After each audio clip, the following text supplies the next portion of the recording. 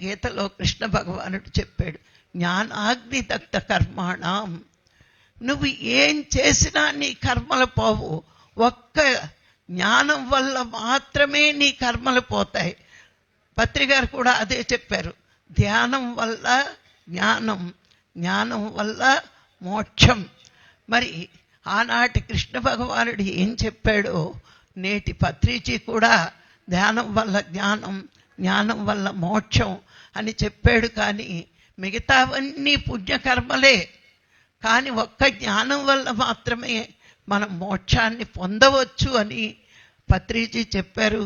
భగవద్గీత, ఉపనిషత్తులు అన్నీ కూడా చెప్పినాయి. అందుకే ఎప్పుడు పత్రిజీ ధ్యానం ధ్యానం ధ్యానం అంటూ ఉండేవారు. ప్రతి వాడు ఒక పాపాత్ముడైనా సరే వాడి జీవితంలో సముద్రమంత పాపం ఉన్నా సరే, చూడండి పెద్ద సముద్రం ఉంది, చిన్న నౌక ఉంటే ఆ సముద్రాన్ని దాటగలడట, ఈది ఒడ్డుకు రాగలడు దాని మీద, నావ మీద. మరి వాస్కోడి గామా అలాగే వచ్చాడు భారతదేశానికి, ఓ చిన్న నౌకను వేసుకుని.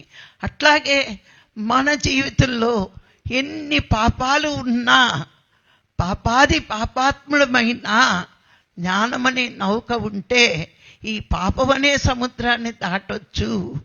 అంటే మన జీవితంలో మనం ఉదాహరణలు చెప్పుకుంటే బాగా అర్థమవుతుంది. మీ అందరికీ తెలుసు రత్నాకరుడు ఎవరో. మరి అలాంటి రత్నాకరుడు వాల్మీకిగా మారాడు అంటే ఎంత గొప్ప పని చేశాడో మీరు ఒక్కసారి అర్థం చేసుకోండి. నారదుల వారి వల్ల ఆ జ్ఞానం పొంది 14 సంవత్సరాలు ఇంకా దేహస్థితి, మనోస్థితి, ప్రపంచ స్థితి 3 స్థితులు మర్చిపోయి చీమలన్నీ తన చుట్టూరు పుట్టలు పెట్టినా, అందుకే వాల్మీకి అని పేరు వచ్చింది. వాల్మీకముల చేత కప్పబడిన వాడు కాబట్టే వాల్మీకి అనేది.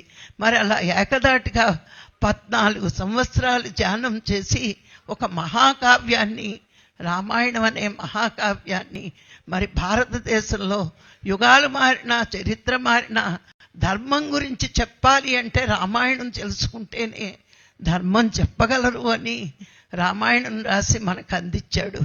మరి షిరిడి సాయిబాబా 14 సంవత్సరాలు ధ్యానం చేసి మరి గొప్ప గురువుగా ఇప్పుడు ప్రజల గుండెల్లో భగవంతుడిగా నిలిచిపోయాడు. అంటే మరి మనం కూడా ఏకదీక్షగా ధ్యానం చేస్తే ఇప్పుడు సిద్ధులు మన వశమవుతాయి, మోక్షానికి దగ్గరవుతాం.